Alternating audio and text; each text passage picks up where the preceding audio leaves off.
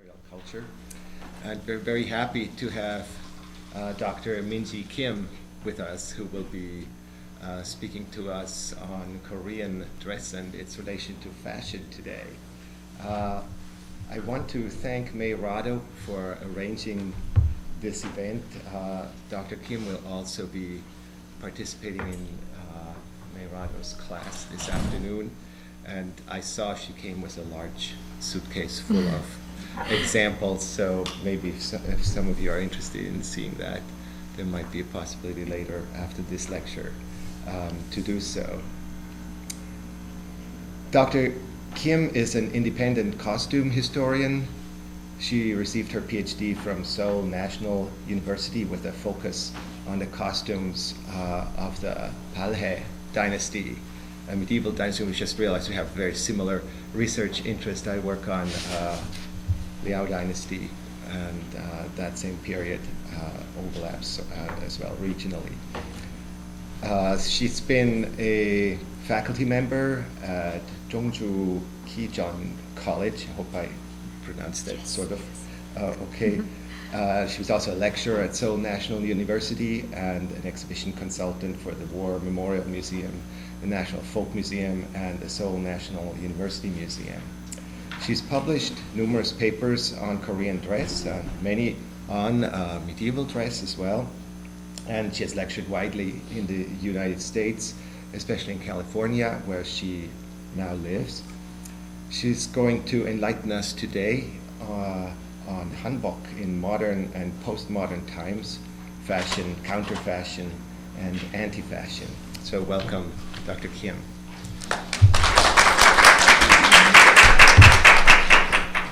Thank you so much for a wonderful introduction of me, and thank you for coming, and thank you for having me for this program.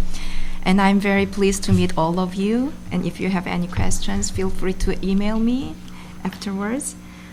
And as a costume historian specialized in Korean dress, the perspective to look into the tendency of national dress has been always my interest, since I myself have kept an eye on the constant evolution of contemporary Hanbok. In the journey of my research, I read an article, Anti-Fashion in East Asian Dress, Power of Uniforms by Brian J. McVeigh, a former professor at University of Arizona, an anthropologist and a theorist of cultural psychology who specialized in Asian culture. I haven't met him, but I thought the three concepts he suggested in his article, fashion, counter-fashion, and anti-fashion, could be a good framework. Oh, sorry.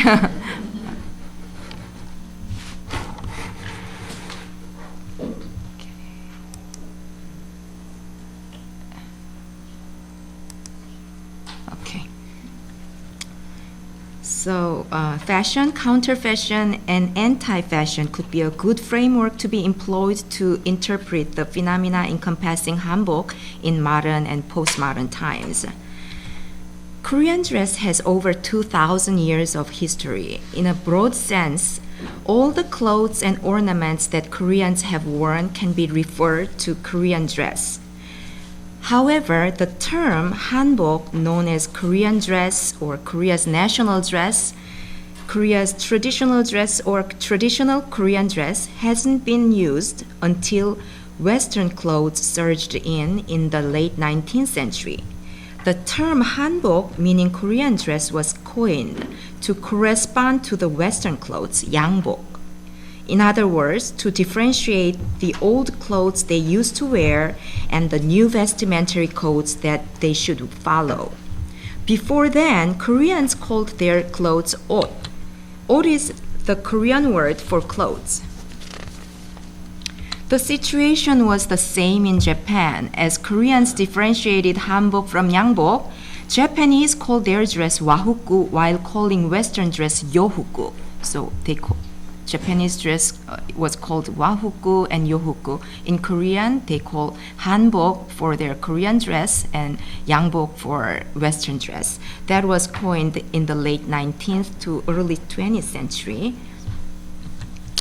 Also, kimono was of modern coinage in the late 19th century to the early 20th century by Meiji government to promote the symbolic image of Japan's national clothing to the West, as well as to anchor national identity domestically.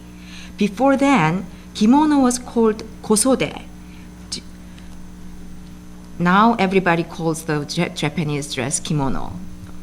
Due to the Meiji government's promoting effort, kimono became widely known as the name of Japan's national dress. Hanbok is a bit behind, but gradually achieving its recognition since the late 20th century. Dr. McVeigh's definition of fashion was fashion in the strict sense of quick changes in taste, emerges from an injection of wealth that destabilizes an aristocratic-dominated socio-economic order, which encourages individuals to compete for prestige by crafting self-appearance. And he defined counterfashion as counterfashion which responds or reacts to current fashion, is concerned with a keen interest in rapid change and avant-garde styles. It may be associated with dissent, protest, or ridicule.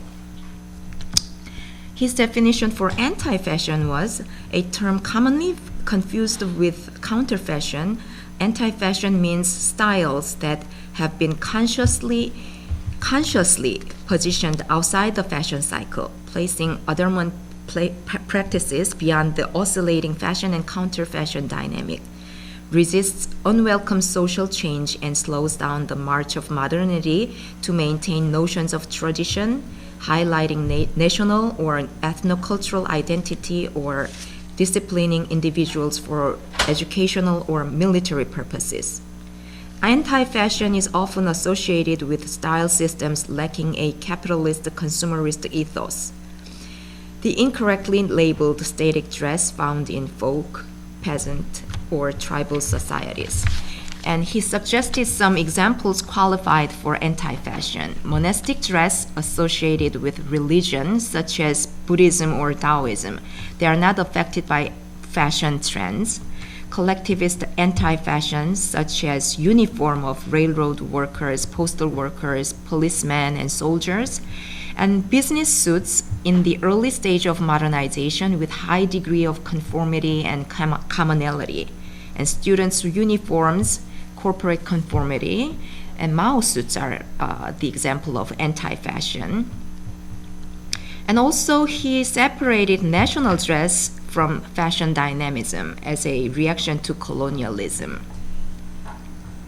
Classification of fashion, counter-fashion, or anti-fashion are not fixed. For example, once anti-fashion can turn to counter-fashion and vice versa. Looking back the path Korean dress has trod, I thought the case of Hanbok may not fall under this category. So I began to organize my thoughts and refutable evidence, and I came here to share my thoughts and ideas with you. And this is my mom and me at my wedding 20 years ago. She loved wearing hanbok, and I was raised listening to my mom often emphasizing that hanbok is not such a dress immune to change. It is so subtle that every single part, such as length, width, length and width, and the length and width of the neckband and length and width of the sash, those kind of internal structure constantly changes. So to catch up with the trend, looking back of my mom's life, I kind of realized that she was kind of a very fashion conscious woman, but I'm not. Yeah, so to catch up with the trend, she had to have new hanbok whenever an opportunity to wear hanbok comes up. The archetype of modern hanbok is generally traced from the style in the 18th through 19th centuries of the late Joseon dynasty. However, even at that time, this style was poignantly criticized as a bizarre fashion by the elite scholars.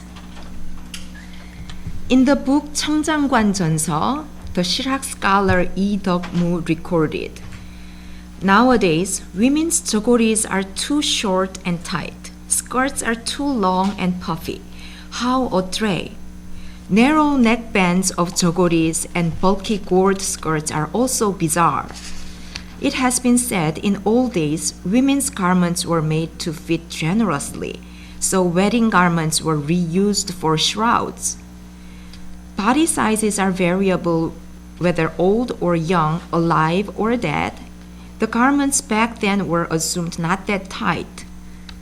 Let me keep reading the record while showing you the visual resources. The record goes on like this. Things are different today. When a lady tried on a new jogori, the sleeves were too tight for her arms. Even though the lady barely made her arm put through, the seams soon popped up from just a movement of bending arms. Or else the arms tightened by ultra-slim sleeves were so swollen due to the mal-circulation of the blood that jogori could not be taken off unless the sleeves weren't torn apart. How ridiculous. Generally, what we call fashion arises from flirting look of courtesans. Courtesans are like geisha, female entertainers.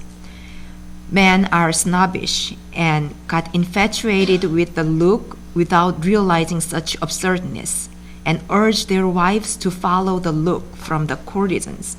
Oh God, women in boudoir don't cultivate literature and decorum but avidly follow the styles from courtesans. They should get it over in no time. That is the record recorded in the book 청장관전서 in the late Joseon dynasty in the 18th to 19th centuries. So this sounds very extreme, and the record verifies the trend in jogori women's top being short and tight reached the culmination of the style that cannot go further. Then how was the jogori before? Shall we look into the previous style? In the 5th century, men and women, they wore jackets equally long to cover the hip length jacket, and long and generously fitting jogori was worn in up to the 16th century. So when you see the picture over here, it's the late 14th century. The jogori was long enough to cover the hip, and the closure was deep at the side seams. And this was 1550s. Mid 16th century, the jogori was a little bit shorter, but it reached the waist. And this is generously fitting jogori as well. It's up until late 16th century. And on the left, you see a little bit, jogori is getting a little bit fitting and getting short. And the bizarre fashion emerged in the late 18th century. And in the 18th to 19th centuries are when Korea's unique sartorial traditions reached their full expression, spurred by social competition and economic growth. The style consisted of the short and tight jogori, and the ballooning skirt was uniquely Korean that cannot be found in their neighboring countries. When we go over the history of the Korean dress, we find a lot similarity with Chinese dress, but in this period, it's uniquely, you find the uniquely Korean style in the 18th and 19th century. And this hereditary jogori of 1900s is the evidence of the trend that the jogori could not be cropped anymore. The 18th and 19th centuries hanbok was as shocking as to be called a bizarre look at that time. But 15 years later, in the late 19th century, half century later, when the Western clothing was introduced, hanbok underwent even more dramatic changes, leaning toward the practicality of Western clothing. So I set up the dual standard in Hanbok reform movement in modern and postmodern times. So this part is the traditional Hanbok. Traditional Hanbok was still there to keeping their tradition, only with continuous evolution within the tradition. It could be a fashion, and it could be a counter fashion and anti-fashion. And hybridization occurred in their westernized daily clothes since 1980s. So there's two group of reforming movement. The first one is 1980s and 90s with the term of 생활 한복 or 개량 한복. They sought practicality. It was also used counter fashion as well. And the phase 3 happened in 2010s with the term of fusion hanbok or shin hanbok, which means new style hanbok. This style was primarily focused on aesthetic aspects rather than practicality. So it's kind of more like a fashion statement. They adopted radical and significant adoption of Western clothing elements. In phase 1, when Western dress was introduced, what happened to men's hanbok was Korean men adopted Western vest as their daily hanbok. So we call it jokki. This was just was a part of traditional hanbok. Till nowadays, when men order a set of hanbok, the set comes with baji, jogori, jokki, and magoja. Those 4 items constitute the men's hanbok nowadays. I told you in the order of wearing. Baji first, and then jogori, and then they will wear jokki and magoja. So jokki actually came from Western vest. Then Koreans didn't develop their own vest. They actually did have various kinds of short-sleeved or sleeveless upper garments. The only drawback of those style was those didn't have pockets. Koreans never developed pockets in their traditional clothing system. Instead, they used pouches hung at their waist belt.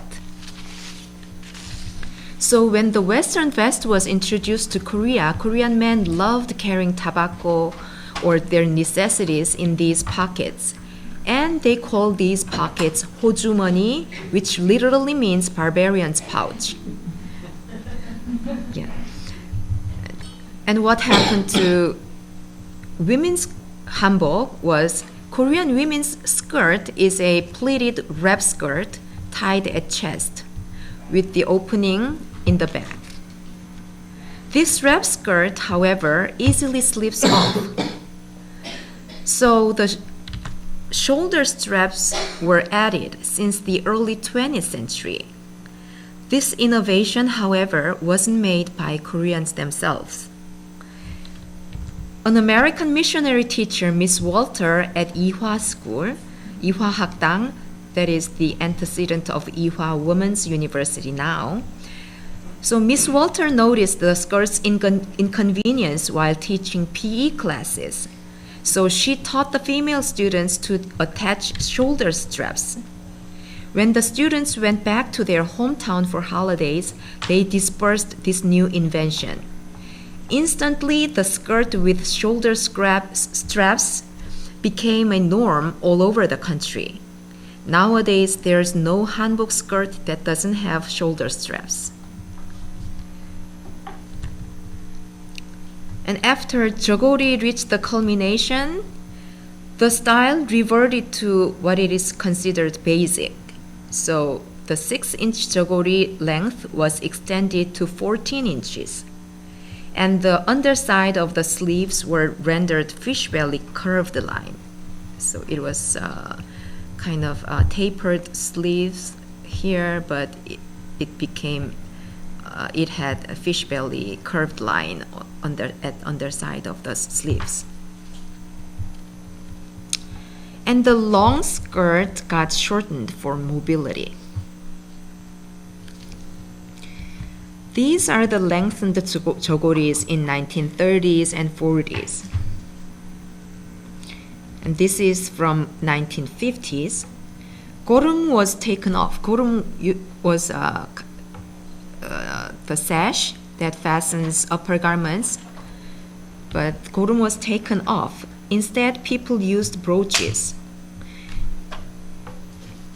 And hemline was a little curved, and the center front part was a little longer.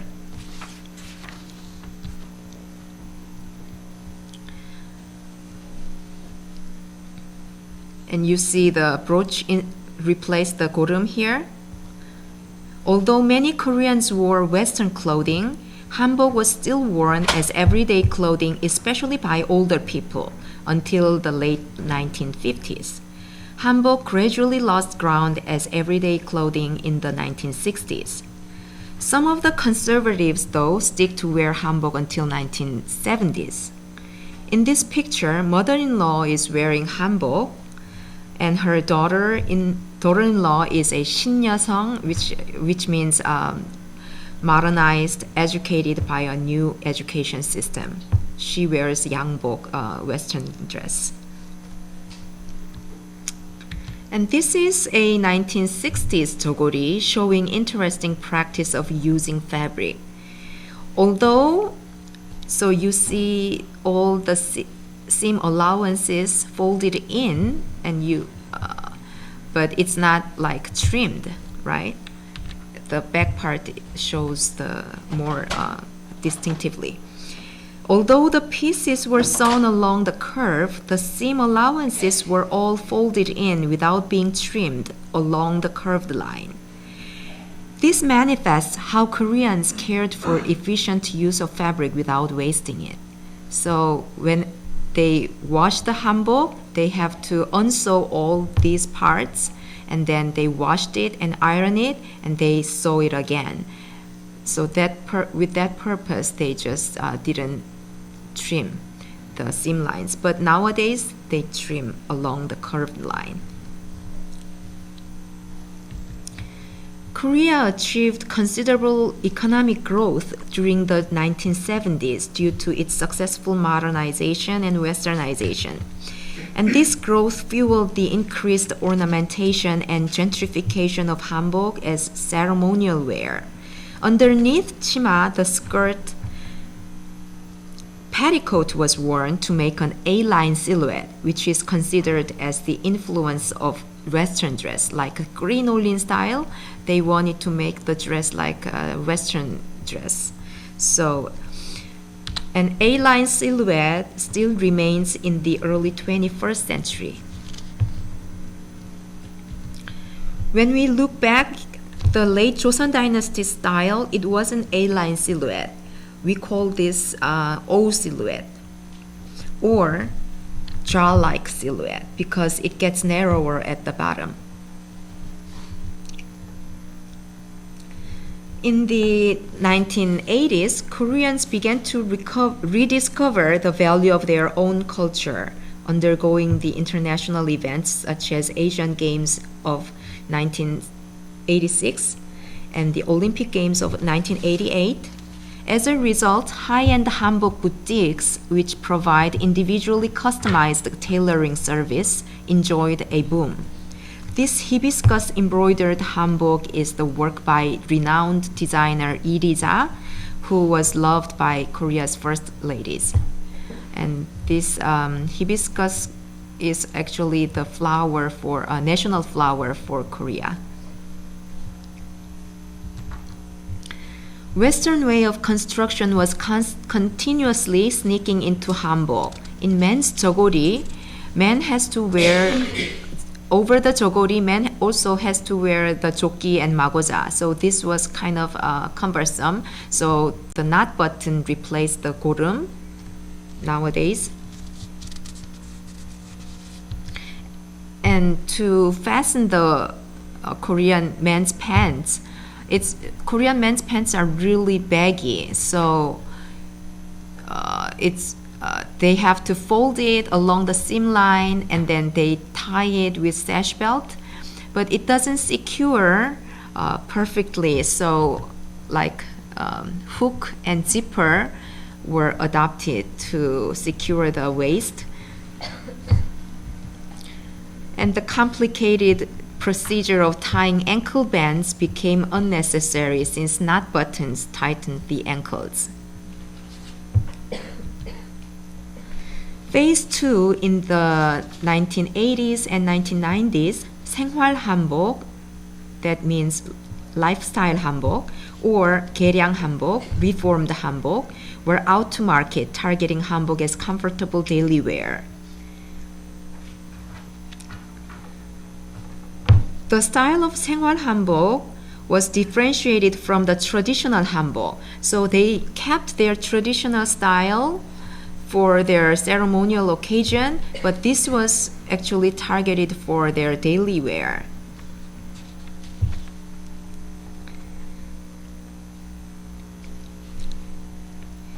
While some of the consumers chose this new trend for comfort, the style that conveyed a sense of nationalism, a love for our own culture in this modernized world, was adopted by social activists who fought for Korea's pro-democracy, resisting the dictatorship of the military government at that time.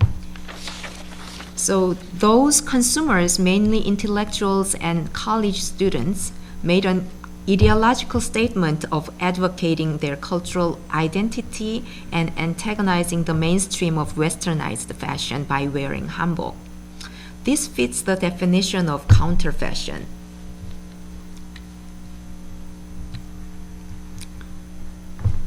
So, to general public, wearer of 생활 hanbok began to be stereotyped as social activists. So it didn't appeal to public much, and also design limitations and the economic crisis at the end of 1990s also contributed its decrease of popularity. And he is Korea's representative nationalist. His name is Baeja. He always wore hanbok in public. His dress code itself was a strong message of political resistance to the current government he was opposing. From now on, I'm going to show you family pictures of modern weddings in Korea. Please find a pattern of the colors in both moms' hanbok.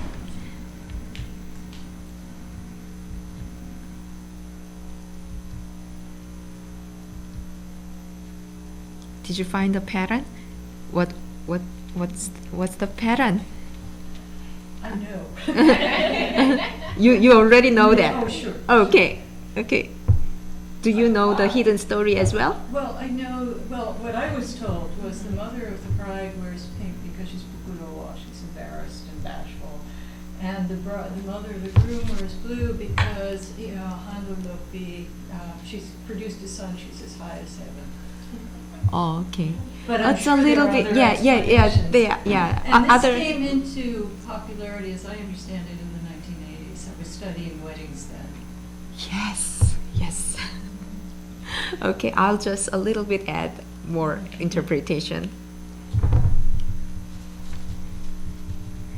So, since the end of the 1980s, you're right. Actually, Yeah.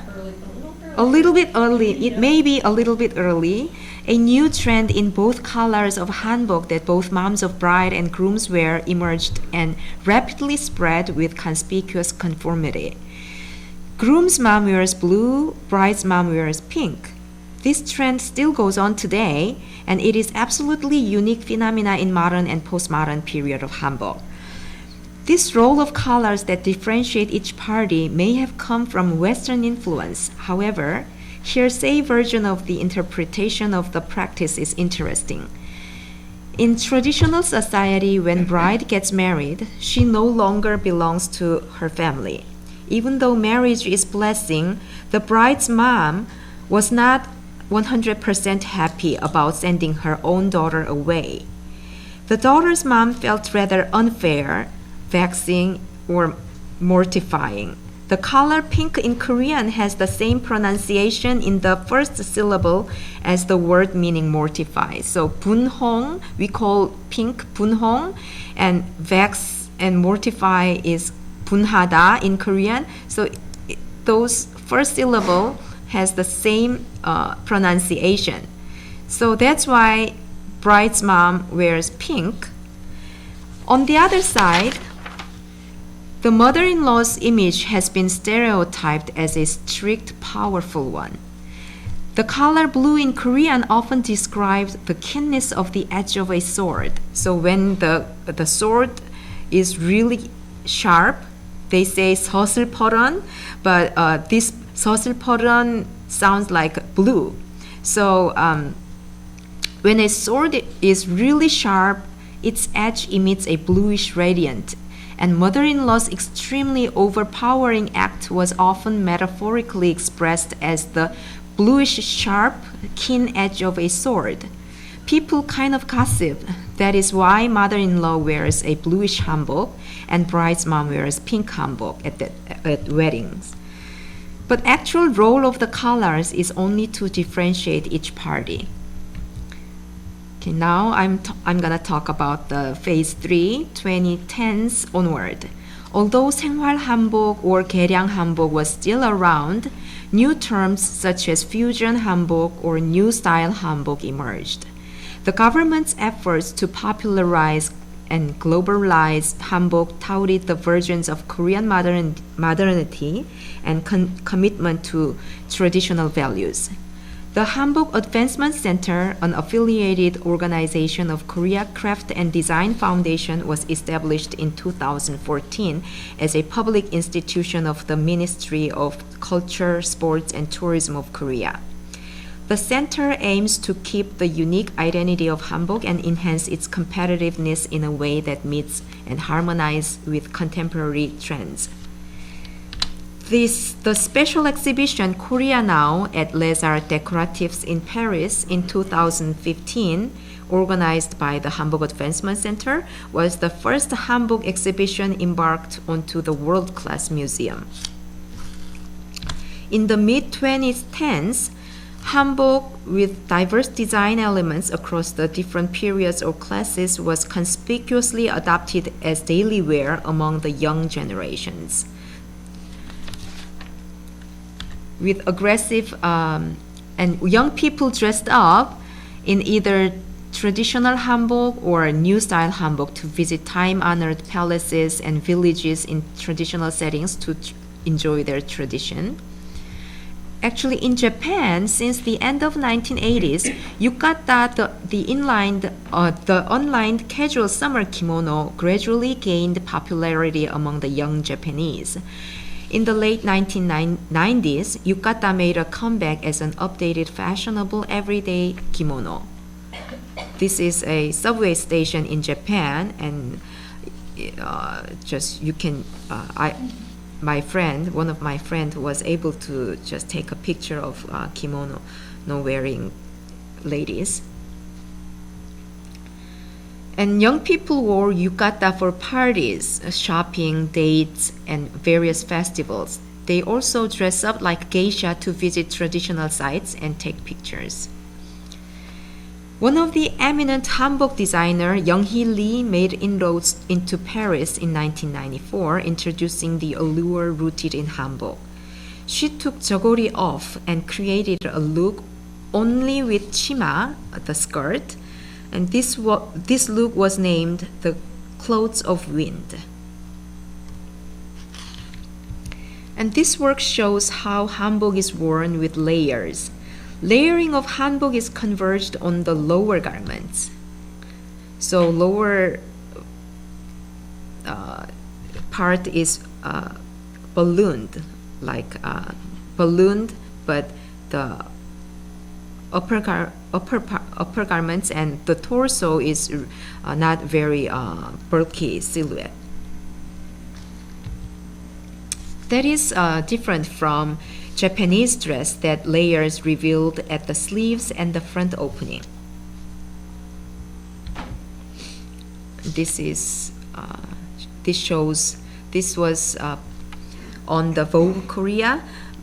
It shows the layers converged on the lower garments. And you see in the contemporary hanbok, various versatile textiles were used. And this is a Liberty cotton. They don't use Western style textiles for hanbok, but nowadays they just use Western style textiles, and these patterns are pretty Western. Western style flower pattern was used for hanbok skirt. And this is conventional way of embellishment of hanbok: embroidery and gold leaf and color variations. And this is called jatmullim. Koreans like to save the leftover scraps, so this kind of tiny triangular was made out of the leftover scraps, and then they insert those triangle when they sew the seams. So this is seam line decoration, and this is also made by the leftover scraps, bat shape double loop knot. It's just double loop knot, but they call it bat. Bat for American is not a very auspicious animal, but bat sounds like bat has same pronunciation in Chinese as fortune. So they like to use bat motifs for their decoration of clothes. And new embellishment emerged in this work.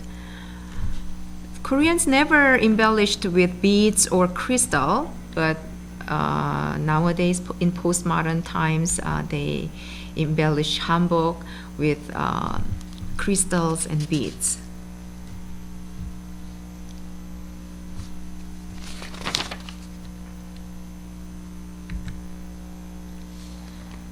And hemline of jogori used to be wavy like this, but in recent jogori is often designed with straight hemlines. And Western way of construction continuously penetrates into the postmodern hanbok. The first front hanbok was this hanbok has Western way of satin sleeves. You see the satin sleeves? Actually, this is traditional way of sleeves, but they made it like satin sleeves. And this is something we never imagined to be transgressed. So for over 2,000 years, hanbok was wrapped like toward right, and Western jacket is wrapped toward left, right? So this is kind of a difference between East Asian dress and Western dress. But in this postmodern hanbok, you see the wrapping direction was changed into Western way. So Western style crossover closure.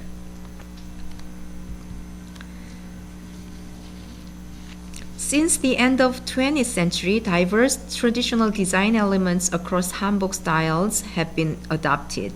However, the demarcation of fusion hanbok or hybridizing hanbok with Western dress became blurry. People are confused if those are hanbok or yangbok. The opinions on fusion hanbok are controversial. Some people think it damages the tradition and obscures the hanbok's identity. They are also afraid that it gives people in other countries an incorrect idea of traditional Korean clothing. Others argue that fusion hanbok should be accepted as a cultural evolution. I actually brought this issue with regards to cultural appropriation to the first international hanbok seminar held in FIT last November. So this is one of the Carolina Herrera's 2011 Spring-Summer collection inspired by Hanbok. 동정 in Hanbok refers to the detachable white paper band sewn on top of the neckband. And from the perspective of Korea's sartorial tradition, the aesthetic of 동정 has been achieved when it was well aligned at the center front, and it is not suggested to leave this area disconnected. This is a Jean-Paul Gaultier's hanbok dress exclusively designed for his traveling exhibition in 2016 at Seoul, Korea. The dress was wrapped toward the left, which is opposite direction of hanbok, but it's normal as a Western dress.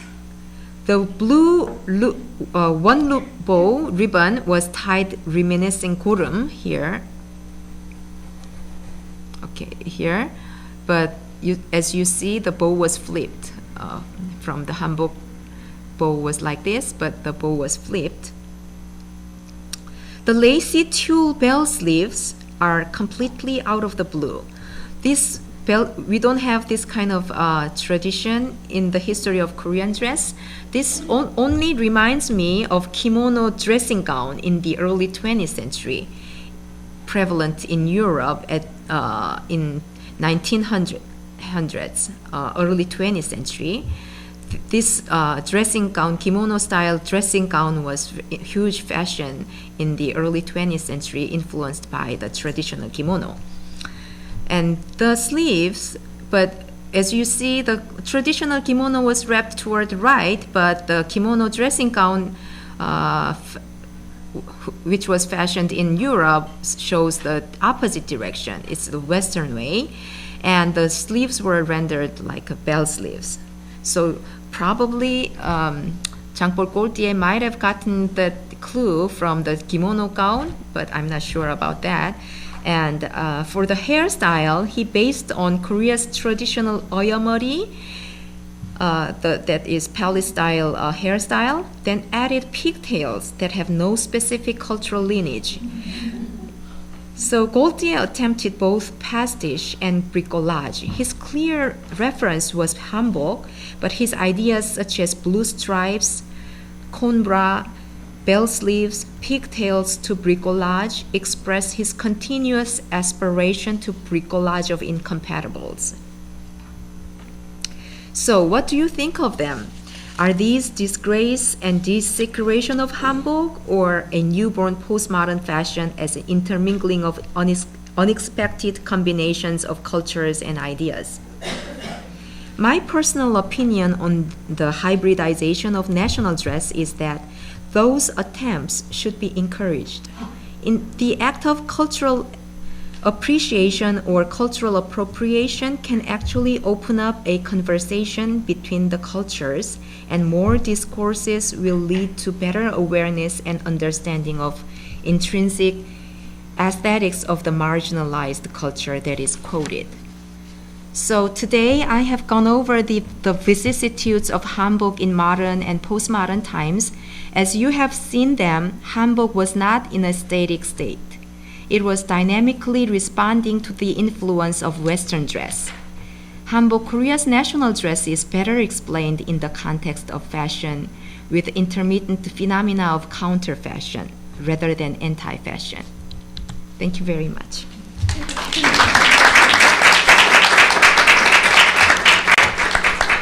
Thank you very much, Dr. Kim. This was Thank a you. wonderful and interesting talk. We have about 15 minutes for questions, so let me open the floor. Laurel.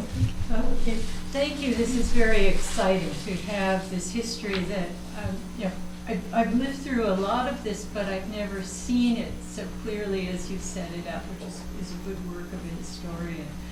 I guess my comment, first going back to that Confucian gentleman who was so shocked by the fashion trends of the ballooning skirts and the tight tops. First of all, I couldn't help thinking with your last photographs how he would be reacting to what is available today as fashion hanbok. Take the 18th century gentleman and give him a copy of Vogue Korea, and wouldn't he just completely lose his mind? As they would want to say, he would turn over in his grave. Exactly. But looking at the old pictures, I was reminded of, we all love the genre pictures because we don't have photographs for the 18th century, and this is as close as we get. But they're also very specialized. Most of them were meant to be voyeuristic from the beginning. And I guess what I missed in that part of the presentation was class. You know, who are the Giseng and who are the proper women that we're seeing? You know, I assume most of what we see in a genre painting is a courtesan. Yes, though they are mostly courtesans. Yeah. Yeah, and the painter portrayed the beauty, Yeah. but though they are mostly portrayed as courtesans and the giseng, Yeah. but actually gentry women were not very often portrayed Yeah. as a portrait. Because they weren't very often Mhm. seen. The Mhm. one that I know of in a Mhm. genre painting, it's about shaman's foot. Mhm. And the woman is wearing a full veil. She's Mhm, flirting. mhm. She's doing something very improper. She's flirting with the guy over the thing. Yes. But she's completely covered. Covers her as face. gentry Yes, women were. yes, yes. I'm showing that picture for Mei Mei's class. Yeah, Yes, yes. So yeah, gentry women are not supposed to reveal their face and not in public. Yes, yeah, are yeah, not yeah. supposed to Or be seen in public. anything below that full skirt. Yes, but we could tell through Yeah. his record, Yeah. gentry women kind of compete to Yeah. follow, Yeah. competed to follow Yeah. the trend from courtesans. Yeah. I guess the question then becomes, who are they dressing for?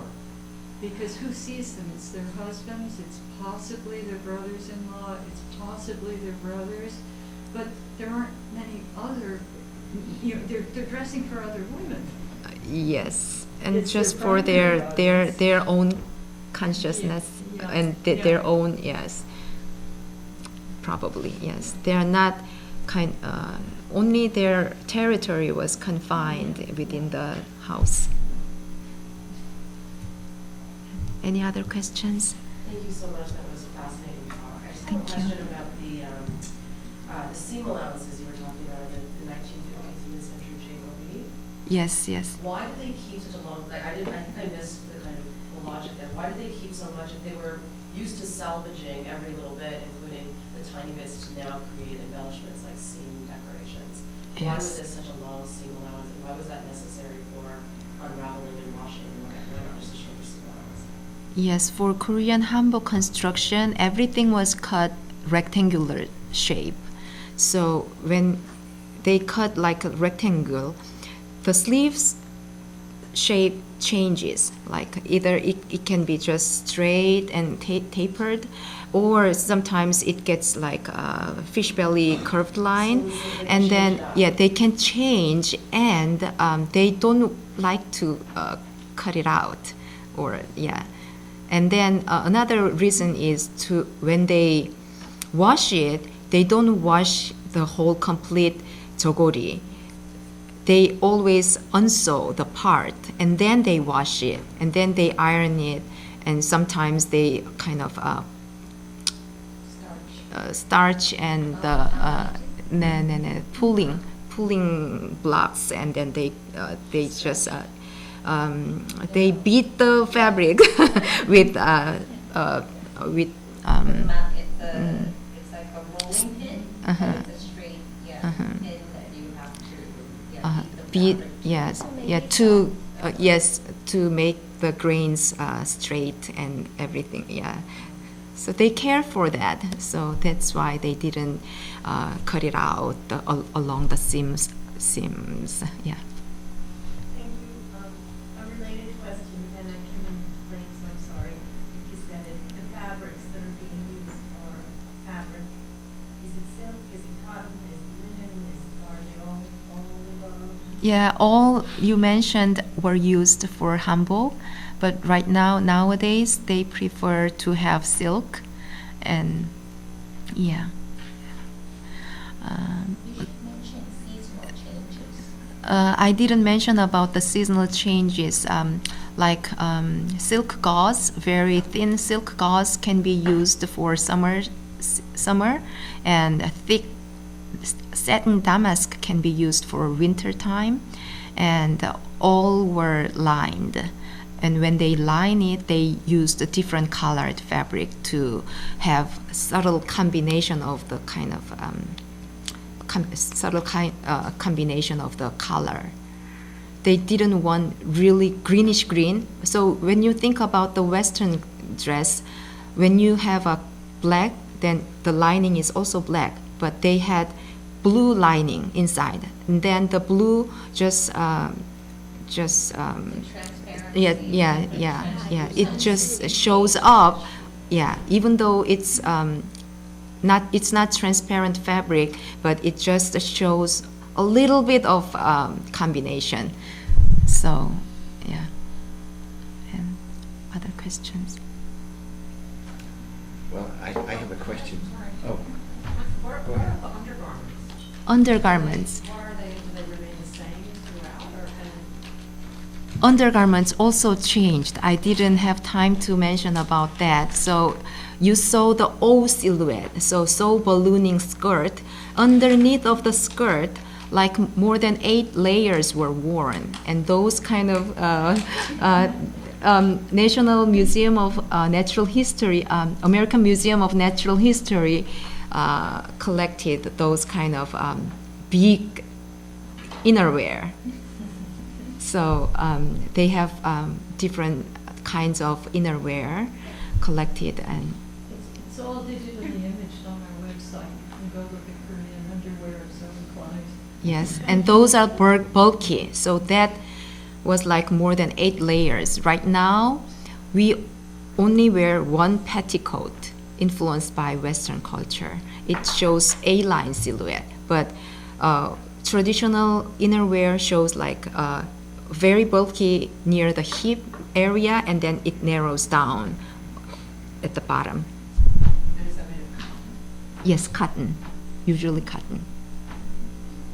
I know that, for example, as the phoenix was reserved, the symbol, the motif of the phoenix was reserved for queens. Queens, yes. And I'm just curious if anything like that, any symbols like that, or any other ones maybe that you knew of, and if so, are those popular today? Do people want to wear them, or have they sort of been relegated as old fashioned? I rarely see phoenix nowadays, but 8 treasures motif are popular until nowadays, and the cloud pattern, and I actually have a Hanbok with a full dragon.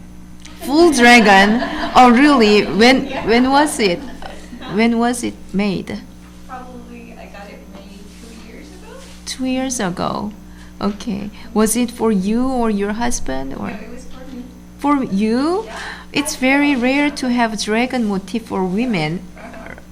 Did you want it, or you just got it tailored? I got it as a present, so, it's like, okay, now I'm given a dragon, and so be it. But I think nowadays, any motif Can be used, can be yeah. used. There's no rule Yeah. Yeah, I guess I was curious if people wanted that association now, or if they were just sort of like, oh, I'm just working with something. The symbolism of color or motifs are now all gone.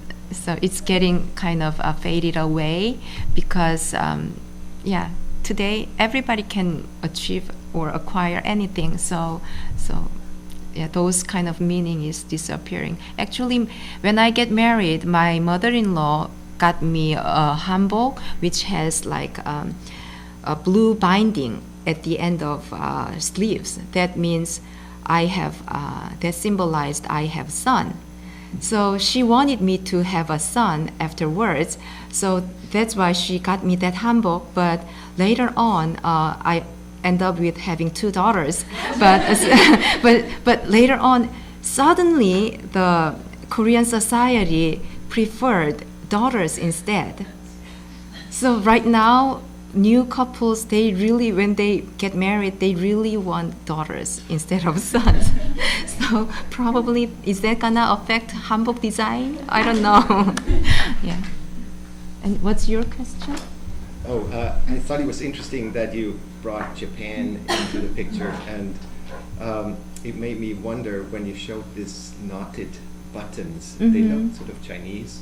Yes, Whether but they're- I was yeah. wondering whether there is sort of a shift from a duality of West and Korean towards sort of a Pan-Asian versus West theme that happens maybe in the last 10, 15 years. In the future? Oh, no, Okay. in like the more recent past, those Recent past. changes to sort of Mhm. Chinese, Japanese, Mhm. Korean elements, Mhm. as opposed to the Western elements that one sees earlier.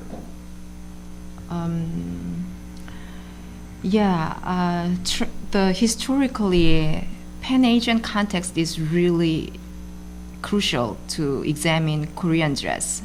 So, and the knot button is a little bit different from Chinese, right? Chinese knot button has kind of toggles and the kind of horizontal line is there, but Koreans don't use that one. Only the knots. So knot might have come from Japanese, the Chinese for the knotting technique, but the application is a little different right now, and I always want to compare with Chinese and Japanese examples as well, and I just want to that way I explain my Korean dress better context and better understanding for the public as well. Is that? Yeah, no, that's that. Other questions? Okay. There's always a problem. There's always the advantage of postmodernism and everything. Yeah. But also there's a kind of fear of that postmodernism will get us too far. And in this case, and the evolution of traditional clothing is true of every culture. Now the danger is how far can postmodernism go without losing national identity? That's it can be fundamentalism sometime in the future, just as there is fundamentalism in everything else, religion, ethics, everything else. Because as we're seeing, the influence is Western. So the counter fashion might be counter fashion versus specifically Western culture. Yes. Yes, that is very difficult question to answer. Yeah, you know the difficulty, right? So, no matter how hard I work as a researcher or educator, I cannot control the direction that hanbok is heading toward. That is what I thought. So instead of controlling, just I educate them the traditional way. So I don't want them to go too far or like sometimes where is this from? So I'm wondering, but sometimes they say this is Korean, but when I see that is not Korean, Chinese. It is Chinese, but they say Korean. Oh, so that kind of thing is really complicates me, but but the thing is I cannot control over them, so I just go my own way in educating and research and just publish more, and then that is my thing to do, and yeah. So I don't want them to misrepresent Korean culture and misappropriate, the aesthetic of Korean culture. So thank you. Yeah. By the way, we have several hanbok on display on the second floor classroom. You are all invited to stop by now. It's for this afternoon's class. You are all invited to to take a look now. All right, with that, let me thank Dr. Kim once again. Thanks. Thank you very much for coming.